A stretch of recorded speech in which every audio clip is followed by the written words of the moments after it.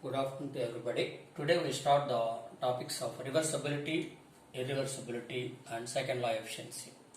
Now let us discuss about reversibility. Here we have a thermodynamic system where the initial pressure of the system P1 is equal to 1 bar and T1 is equal to 30 degrees centigrade for this gas. Now if you compress the gas in the forward process, this is the indication of the forward process. Here P2 becomes 10 bar and T2 is equal to 100 degrees centigrade. Now in the reverse process, we add some heat to the system, then the piston goes upwards and the piston is going upward during the reverse process. If it comes back to 1 bar from 10 bar and if it restores its temperature from 100 degrees centigrade to 30 degrees centigrade, we can say that the system is reversible. This is the process of reversibility. For example, here in the initial stage it is at 1 bar, P1 is equal to 1 bar, T1 is 30 degrees centigrade. During the compression, its pressure raised to 10 bar and temperature is raised to 100 degrees centigrade. This is the forward process. We can write it as forward process. In the reverse process, it is coming back from 2 to 1 in the reverse process. This is called as reverse process. And its temperature is again from 100 degrees centigrade to it has reached back to 30 degrees centigrade and pressure is restored from 10 bar to 1 bar. So in this way, after completion of the forward and reverse process, for the combined process, the system has restored its initial process. This is called as reversibility. Don't get confusion with the reverse process with reversibility. Reverse process means probably it is an expansion process. Here it is a compression process. Now coming to irreversibility here, again the system is coming from P1 is equal to 1 bar. In the beginning P1 is equal to again 1 bar and T1 is equal to 100 degrees and T1 is equal to 30 degrees centigrade, and it has come down, its pressure is increased to 10 bar and temperature to 100 degrees centigrade in the downward process, we can say. And in the upward process, the system has not reached to 1 bar, rather its pressure is 2 bar and its temperature is not again restored to 30 degrees centigrade, rather it has reached to 40 degrees centigrade. That means the system in the reverse process is not retaining its properties, is not restoring its original properties. So now this is called as irreversible process. The irreversible, it is maybe due to friction and due to dissipation losses and due to another losses like viscosity, etc. we will discuss in the later section. Now in the graph again here, in one process is from P1 to 1 bar. In the forward process P2 is 10 bar. In the beginning it is 30 degrees centigrade. In the forward process its temperature is to 100 degrees centigrade. In the reverse process the pressure is still 2 bar. It has not reached to 1 bar and rather it has reached to 2 bar here. Temperature is not reached 30 degrees centigrade, it is only 40 degrees centigrade. System is not restoring its properties. This dotted line indicates the extent of irreversibility. This dotted line indicates extent of irreversibility due to which the system has not retained its or restored its original properties. What are the factors for irreversibility? Dissipative effects due to friction, viscosity, viscous forces, that is fluid internal resistance to the motion of the fluid by itself is called as viscosity, that is internal resistance. Inelasticity, the body may be subjected to some deformations, and this electrical resistance, magnetic, these are electrical related resistances, irreversibilities, and unrestricted expansion, that is if the system suddenly expands, instead of slow expansion, if it is suddenly expanded, then definitely there will be losses. And again, heat transfer through finite temperature difference. If there is much temperature difference between the system and surroundings, there will be exchange of heat and work transfers between the system and surroundings. Now, the system reaches to original states without leaving any traces in surroundings, without having any transactions with the surroundings. There is no question of any leaving of any traces or transfer of energies from the system to surroundings. That means the net heat and net work heat exchange or work exchange between system and surroundings is zero. And that means there must be exact transfers of heats and works between the system and surroundings. That is because of that we get reversible conditions. No practical process is reversible. We have easily explained about reversibility, but practically no practical process is reversible because there must be a system is subjected to have some irreversibilities like friction and all this unrestricted expansion, etc. Therefore, no practical process is reversible, just they are idealization to real process. Ideal process, we assume that all reversible processes are without any losses. They are also called as fictitious process. That means fiction, just we are imagining the process, we can say. We are imagining that is perfectly correct. That is 100% efficiency.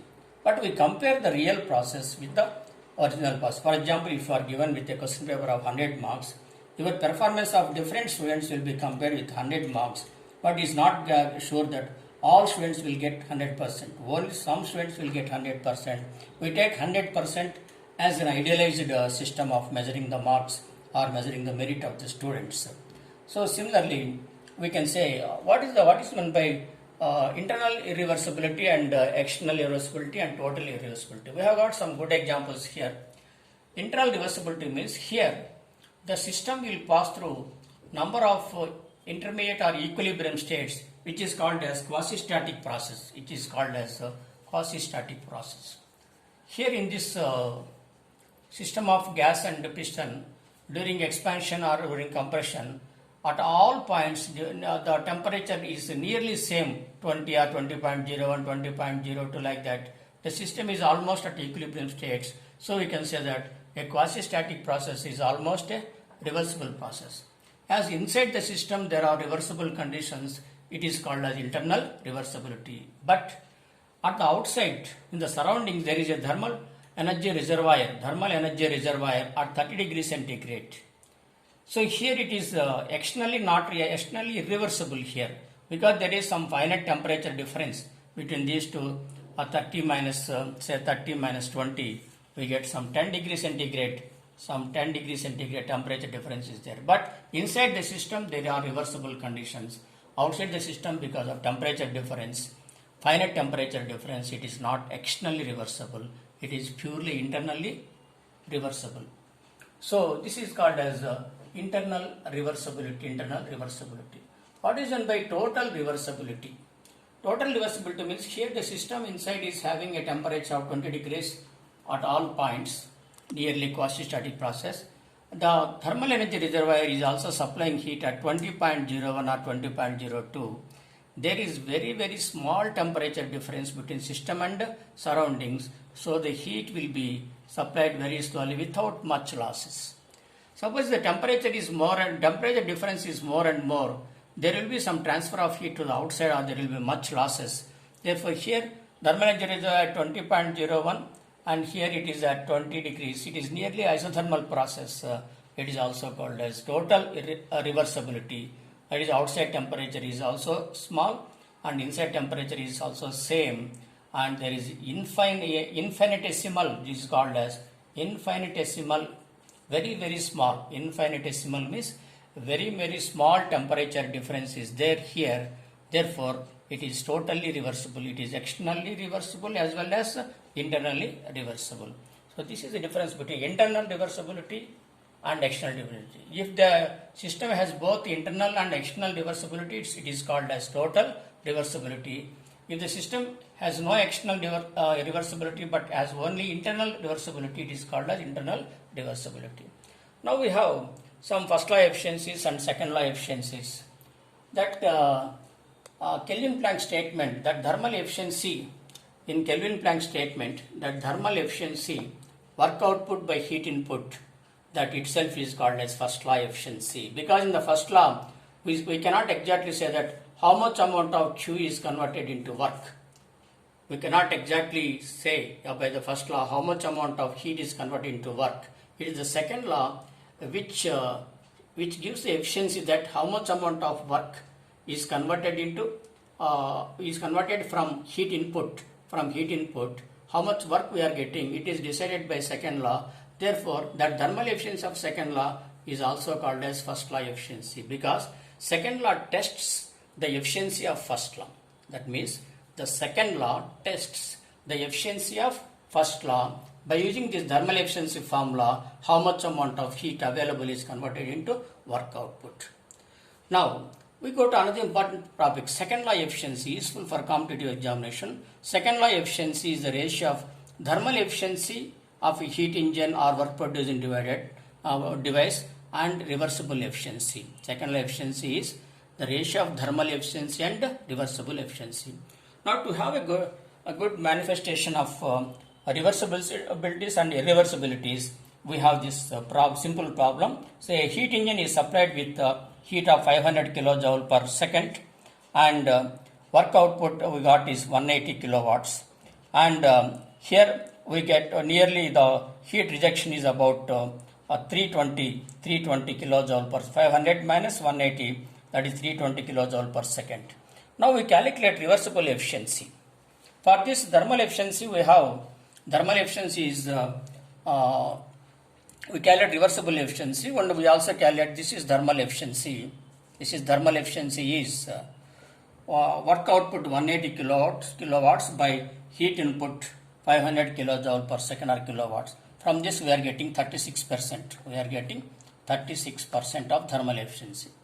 Now we calculate reversible efficiency by using the formula 1 minus TL by TH, or we can 1 minus TL by TH, that is 1 minus 300 by 1200. This is 300. Temperature is single temperature 300 is source temperature is 1200. 1 minus 300 by 1200 is 1 minus 1 by 4. That is equal to 75%. We get 70. Reversible efficiency is 75%. And we can also calculate what is the actual reversible work. So reversible efficiency is equal to W reversible by Q in. It is also equal to this formula 1 minus TL by TH. So 1 minus TL by then W reversible is equal to 1 minus 300 by 1200 into 500. We get 375 kilowatts. That means if the engine is perfect, we have instead of 180 kilowatts reversible work, we should get as 375 kilowatts. But how much work actually we got? 180 kilowatts. But if the cycle is a reversible cycle, if the engine is perfect with no losses, we should get 375 kilowatts. So there is nearly 375 minus 180, nearly 195 kilowatts. 195 kilowatts of heat of work available is wasted. 195 kilowatts of heat energy is not converted into work because of irreversibilities or losses. If it is exactly reversible, if it is irreversible cycle, now we have got heat rejection of 320 kilojoule per second, 500 minus 800, 500 minus 180. Heat supplied minus work output is equal to heat rejection. For irreversible is 320. For reversible, heat supplied is 500, reversible work is 375. 500 minus 375, that is equal to 125 kilojoule per second is only rejected. It means in the irreversible cycle, because of irreversibilities, more amount of heat is rejected, and for in the case of reversible cycle, less amount of heat is rejected. We can say that that is 125 kilojoule per second is less than 320 kilojoule per second, means heat rejection in reversible cycle is less than heat rejection in irreversible cycle. So if there are no irreversibilities or no losses, we can get from the same heat input, from the same available energy, we get more amount of work output. If there are irreversibilities or losses, from the same input, we get a very less amount of heat work. For example, as a lecturer or professor, I am giving some subject to all students. A reversible student can listen carefully and absorb more amount of subject. He is called as reversible and more efficient student because he could utilize more of the subject.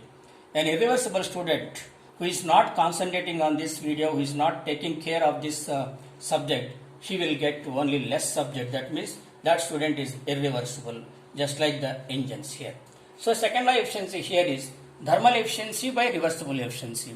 Thermal efficiency we are getting 36% and reversible efficiency is we are getting 48%. So we can get 0.48 is the second law efficiency. That means out of available work only 48% is converted into useful work. Out of available work only 48% is converted into useful work. So if you go through this example, you can easily understand what is meant by second law efficiency. Thank you.